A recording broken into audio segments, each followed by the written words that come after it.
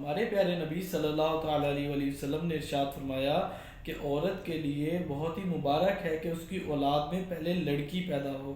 تو لڑکیوں کو بوجھ سمجھنا اور لڑکیوں سے نفرت کرنا اور ان کو آپ لڑکوں کے اوپر ترجیح نہ دینا، یہ سراسر غلط بات ہے۔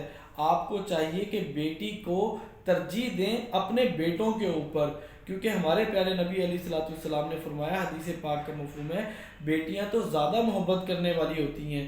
اسی طرح فرمایا کہ بیٹیوں کو برا نہ کہو کہ میں خود بیٹیوں والا ہوں۔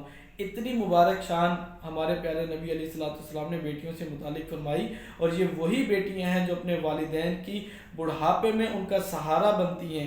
بے تحاشا واقعات آپ دیکھ چکے ہیں کہ بیٹے والدین کو گھروں سے نکال دیتے ہیں، جائیداد کے بٹوارے کے وقت والدین کے اوپر کیس تک کر دیتے ہیں، اسی طرح طرح طرح کی اذیتیں تک دیتے ہیں، لیکن بیٹی کبھی ایسا نہیں کرتی۔ بیٹی کے اندر جو دل میں فطری طور پر والد کی محبت رکھی گئی ہے، اس کا اندازہ وہی شخص لگا سکتا ہے کہ جس کو بیٹی کی قدر اور منزلت کا پتہ ہے۔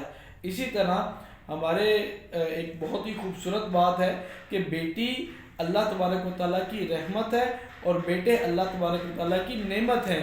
نعمتوں کا حساب ہوتا ہے، رحمت پر کوئی حساب نہیں لیا جاتا۔